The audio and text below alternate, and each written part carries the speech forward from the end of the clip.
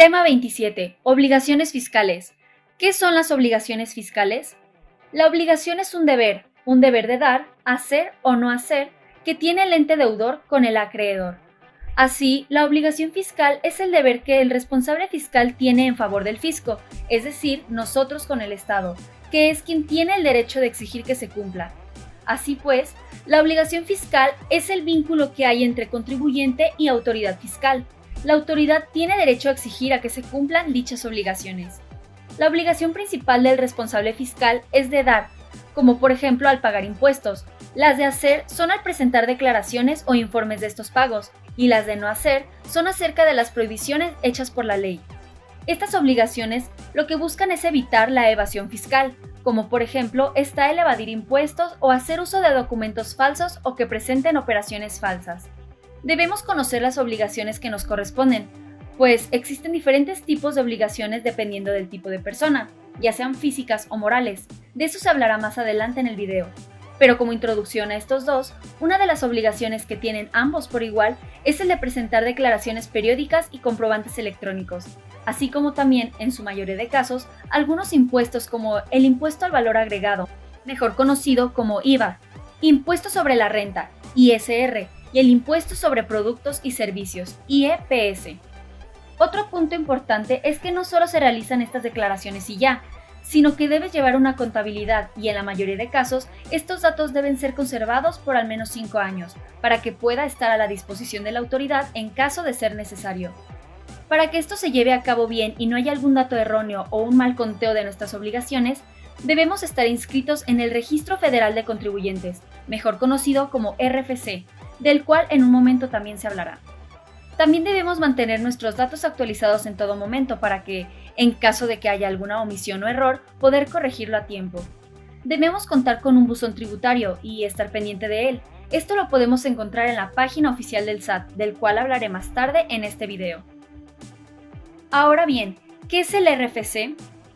Esta es una clave que podemos conseguir en el SAT, que nos identifica como contribuyentes a las personas físicas o morales en México para controlar el pago de impuestos al SAT. Es un documento que todo mexicano debe tener.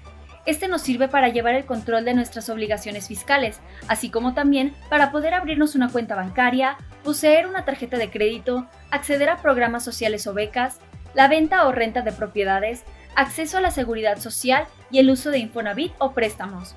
El RFC se compone de estos datos: tus primeras 2 letras de tu apellido paterno, después la primera letra de tu apellido materno y la primera letra de tu nombre, tu primer nombre en caso de que tengas 2 o más. Después prosigue los 2 últimos dígitos de tu año de nacimiento, los dígitos de tu mes y por último tu día de nacimiento. Al final del RFC se incluye un nomoclave que es proporcionada por el SAT y así es como está constituida la clave RFC. Esta clave es de suma importancia dentro de las obligaciones fiscales, pues sin esta no puedes acceder al SAT y así no puedes entregar o mostrar tus documentos de declaración. ¿Cuándo y cómo nacen las obligaciones fiscales? La obligación fiscal nace en el momento en que se realiza el hecho imponible, en otras palabras, cuando el contribuyente realiza actividades o actos considerados generadores del hecho, pues es a partir de ese momento que la obligación toma vida. Además, la obligación fiscal nace automáticamente al realizarse la hipótesis legal sin necesidad de que exista un proceso formal de creación. El artículo 6 del Código Fiscal Federal en su primer párrafo dispone que las atribuciones se causan conforme se realizan las situaciones jurídicas o de hecho previstas por la ley fiscal vigente durante el lapso en que ocurran. Por último, el nacimiento de la obligación fiscal es de vital importancia porque permite determinar lo siguiente: señalar de forma precisa el momento en que nace la deuda y en qué momento surgen los deberes tributarios afines, como por ejemplo la declaración de impuestos. Determinar la ley aplicable, que puede variar según el momento en que se presente el hecho imponible. Practicar la evaluación de las rentas o de los bienes gravados, con referencia al momento en que el crédito fiscal surja. Conocer la capacidad de obrar de los sujetos de la imposición. Determinar el domicilio fiscal del contribuyente o de los terceros a quien traslade la obligación. Determinar la época de pago y de exigibilidad. Y determinar las sanciones aplicables en función de la ley vigente. Después de comentar un poco algunas definiciones y el nacimiento de las obligaciones fiscales, es hora de hablar de los tipos de obligaciones de las personas físicas.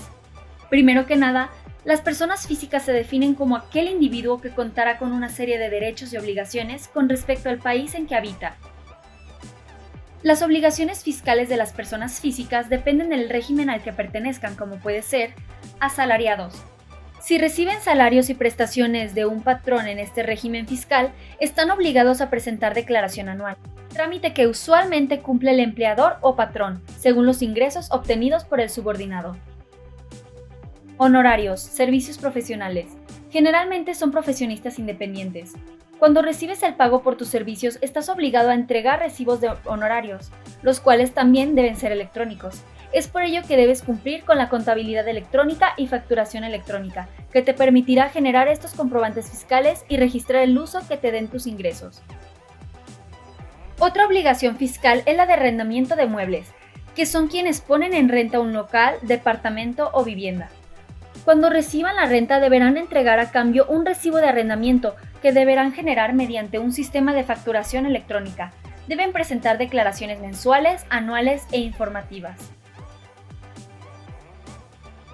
Actividades empresariales.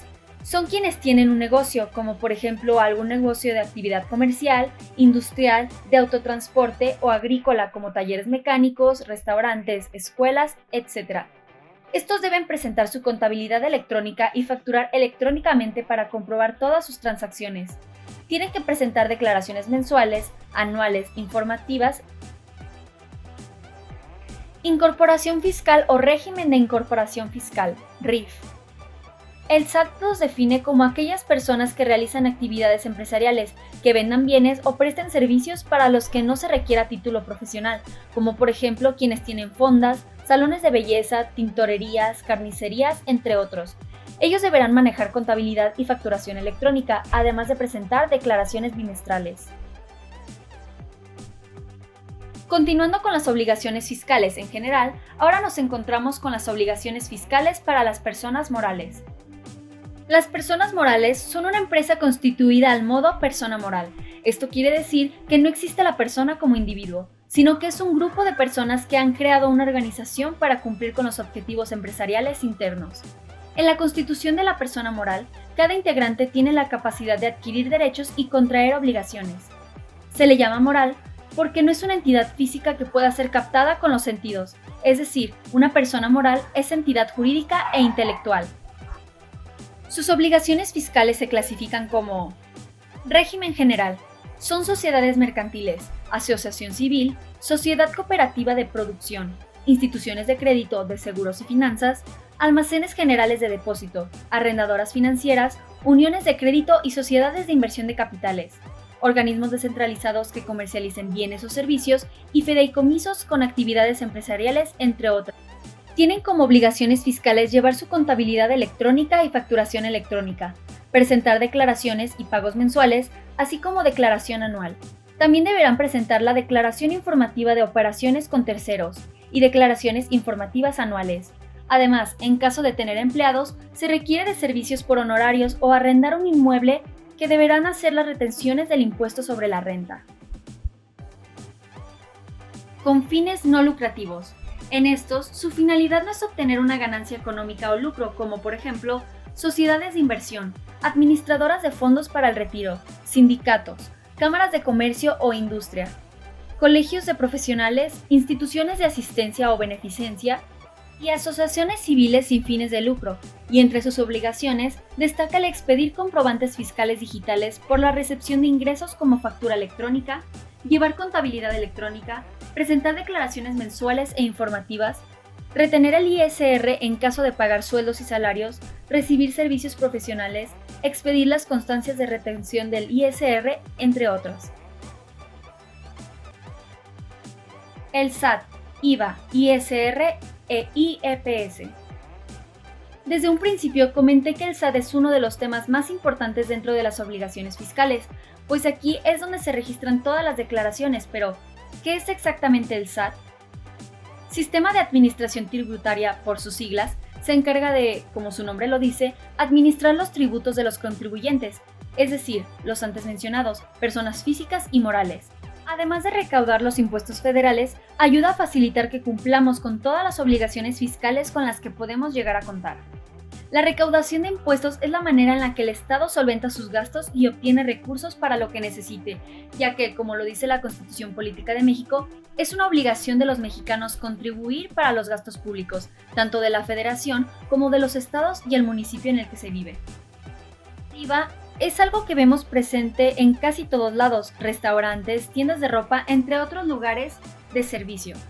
Este impuesto es el que pagamos por bienes o servicios dentro del territorio nacional. En México, la tasa es del 16%. El ISR es el impuesto que se enfoca en las personas que tienen negocios o empresas. Es uno de los más elevados. Este deriva del régimen en el que estés y del monto que percibas. Por último, el IEPS se paga por la compra de bienes o servicios que no son de índole básica, como por ejemplo la gasolina, refresco, alcohol, cigarros, dulces, entre otros. Por último, ¿qué pasa si no cumplo con mis obligaciones fiscales? El incumplimiento de obligaciones fiscales para todos los tipos de contribuyentes tiene distintas formas de resolución. En caso de algún olvido, algún dato erróneo u omisión en las declaraciones de todo tipo, tienen la oportunidad de corregirlo mediante la presentación de la declaración omitida o complementaria dentro de un periodo establecido por la ley. Esto dependerá de la situación particular de cada contribuyente. En caso de no cumplir, la autoridad fiscal les enviará un requerimiento para presentar esta declaración omitida más la sanción que corresponda, que usualmente es una multa a menos que la ley disponga de otra sanción. Si incumplen con la emisión de las facturas electrónicas, las multas pueden ir de 15,280 hasta 87,350 pesos, de acuerdo con el artículo 84, fracción 4 del Código Fiscal de la Federación. Esto es aplicable para todos los regímenes. Por incumplir con el manejo de la contabilidad electrónica, los contribuyentes se hacen acreedores a una multa de 1,520 hasta 15,140 pesos, de acuerdo con la fracción 1 del artículo 84 del Código Fiscal de la Federación.